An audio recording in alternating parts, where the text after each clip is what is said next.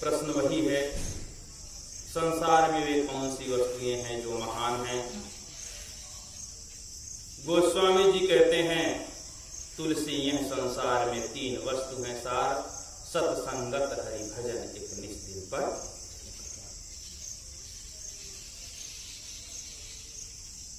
तो सत्संगत के ऊपर विचार हो रहा है। सत्संग अर्थात संत, संतों की संगत। संत किसे कहा जाता है? इसका अर्थ पूर्ण इस शब्द में ही है। संत किसे कहा जाता है?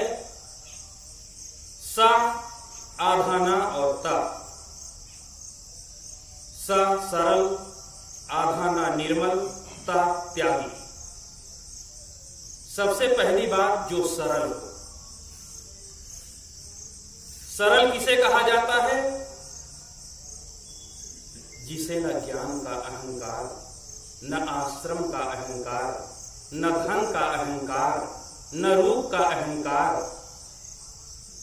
किसी चीज का अहंकार ही जिसको ना हो उसे सरल कहा जाता है।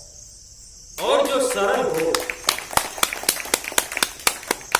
सरल स्वभाव के यदि संत बनोगे तो संसार के सभी लोग प्रेम करना चाहिए। सरल स्वभाव के गुरु बनोगे तो शिष्य बड़े अच्छे अच्छे। इसलिए सरल स्वभाव के संत बनिए, सरल स्वभाव के गुरु बनिए, सरल स्वभाव के शिष्य बनिए, सरल स्वभाव के माता पिता भी सरल स्वभाव के ही बने, पुत्र पुत्री को भी सरल स्वभाव का ही होना चाहिए। सरल स्वभाव। गोस्वामी जी कहते हैं, सरल स्वभाव न मन कुटिलाई, जथा लाभ संतोष सदाई। भक्ति के बहुत बड़े लक्षण में वो बताते हैं, जिसका सरल स्वभाव हो, मन में कुटिलता ना हो, और जितना मेहनत परिश्रम करने के बाद अर्जित हो उसमें संतुष्ट हो, यह भक्ति का सबसे बड़ा लक्षण है। सरल स्वभाव न मन कुटिलाई, जथा लाभ संतोष। जीवन हो शुद्ध सरल अपना, सुचि प्रेम सुधारस, बरसावे वह शक्ति हमें, दो दयानी दे, कर्तव्य मार्ग पर डट जावे। तो संत, सा छोटा सा, सरल। सबसे पहली बात जो सरल। दूसरा जो आधा ना अंक का मात्रा है, निर्मल। निर्मल भी होने चाहिए, पूर्ण निर्मल। न काम हो, न क्रोध हो, न लोभ हो, न मोह हो, न राग हो, न द्वेष हो, न कहीं आसक्ति हो, न चिपकाहट हो, न मोह हो। निर्मल बिल्कुल होने चाहिए। जो सर्वत्र विकारों से रहित होता है, जिसके मन में कोई विकार ही नहीं होते हैं, उसको कहा जाता है निर्मल। करहु विचार विकार परिहरि तरण तारण सोए, कहें कबीर भगवंत भजन द्वितीया और न कोई। इस संसार में कौन तर सकता है, और उसके सानिध्य में आने वाले लोग भी तर सकते हैं। तो सदगुरु कबीर साहब कहते हैं, करहु विचार विकार परिहरि। जो विचार करके अपने जीवन से सभी विकारों को छोड़ देता है। विकार यानी दुर्गुण। जो विचार करता है और विचार करके जीवन के समस्त दुर्गुणों को छोड़ देता है, वह स्वयं तरता है, और उसके सानिध्य में रहने वाले लोग भी तर जाते हैं। गोस्वामी जी कहते हैं, भगवान को इस संसार में केवल वही पा सकता है जो निर्मल बन जाए। बड़ी प्रसिद्ध चौपाई ये मानस की है, सभी लोग बोल रहे हैं। निर्मल मन जन सो मोहि पावा, मोहि कपट छल छिद्र न भावा। निर्मल मन जन सभी लोग चौपाई बोलिए। अतुल जी बोलिए, वही देख रहे हैं कौन कौन बोल रहा है। जय हो संतोष। हाँ, निर्मल जन सो मोहि पावा,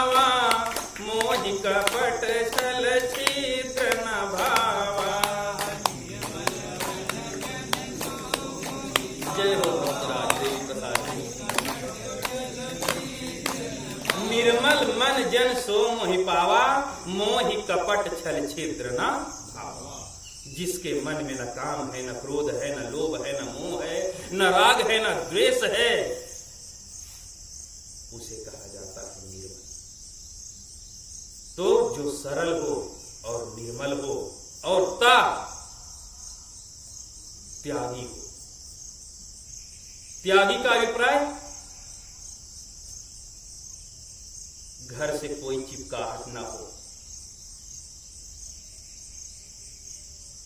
जो भक्त सेवा दे, दान दे, वो आश्रम के उन्नति में ही लगाए, आश्रम को आगे बढ़ाए। सर्वत्र विकारों को भी जो त्याग करे। श्रीमद् भागवत गीता में कृष्ण भगवान अर्जुन से पूछते हैं, योगी कौन है, त्यागी कौन है? तो कृष्ण भगवान कहते हैं, हे अर्जुन, शक्नोति है वह सोनु प्राक् शरीर विमोक्षणात्, काम क्रोधोद्भवं वेगम युक्तः स सुखी नरः। हे अर्जुन, जो साधक मनुष्य शरीर के रहते रहते काम क्रोध से उत्पन्न होने वाले वेगों को समाप्त कर देता है, सहन कर लेता है, उसे त्यागी कहा जाता है, योगी कहा जाता है, और वही संसार में सुखी होता है।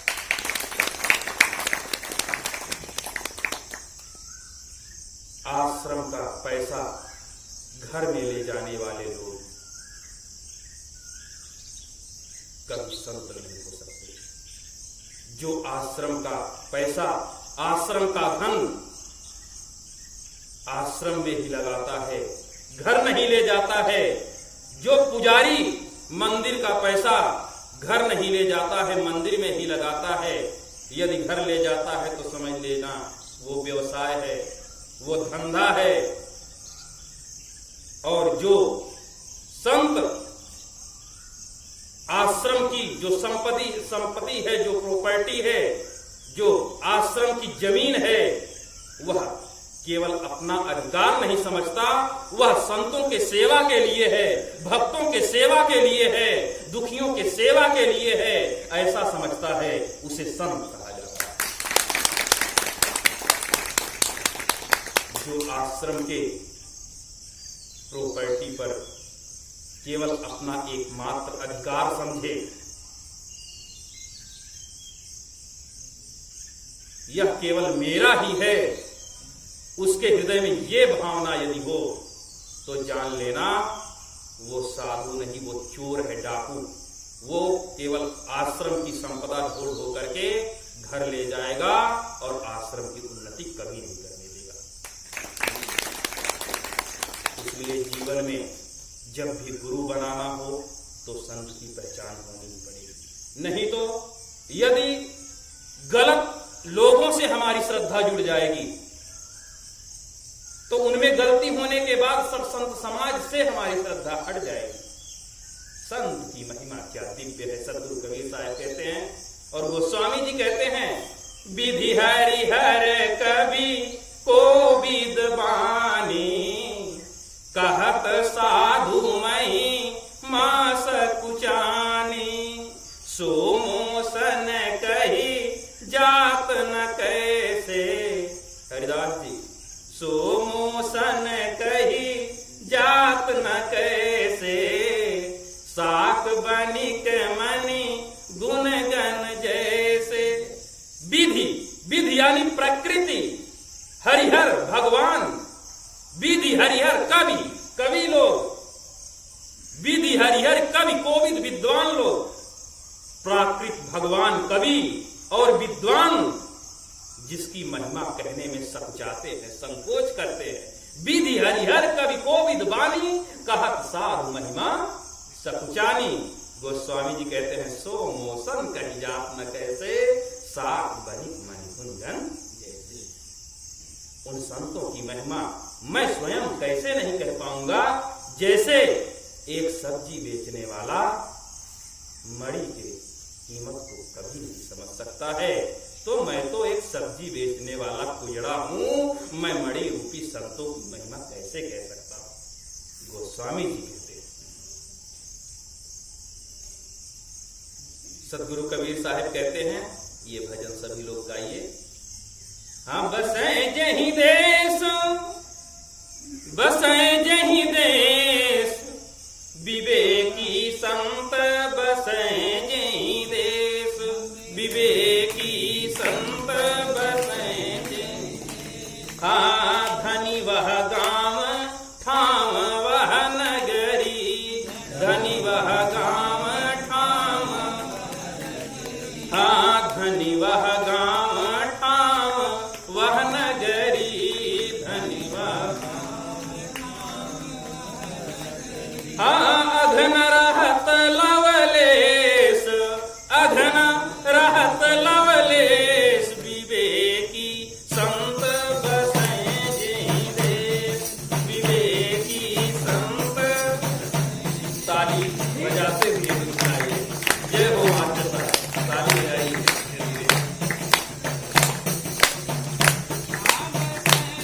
ताली थोड़ा जोर से, राम जोर से।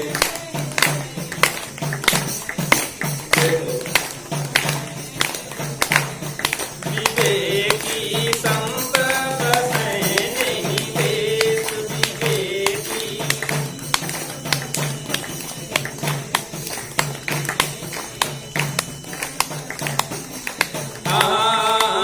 रिद्धि सिद्धि जाके चरणन लोटे, रिद्धि सिद्धि जाके चरणन। हाँ, रिद्धि सिद्धि जाके चरणन लोटे।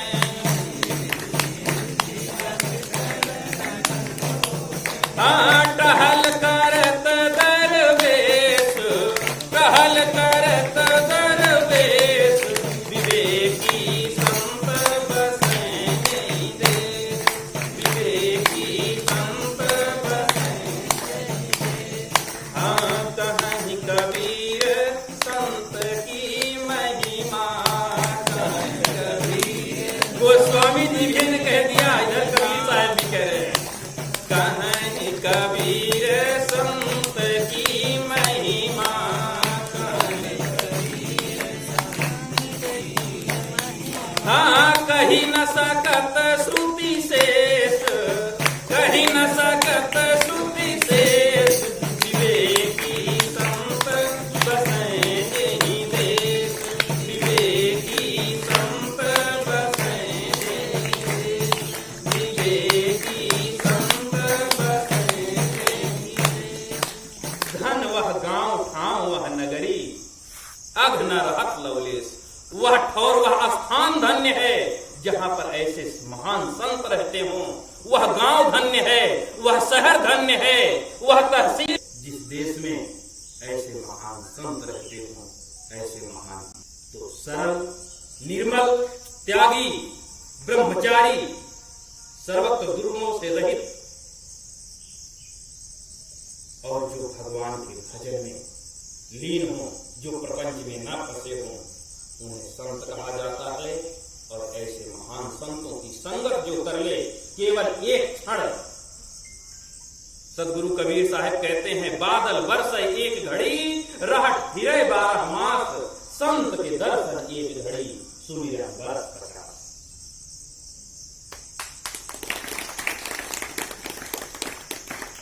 सर्वे भवन्तु सुखिनः, सर्वे सन्तु निरामयाः, सर्वे भद्राणि पश्यन्तु, मा कश्चित् दुःखभाग् भवेत्। कोई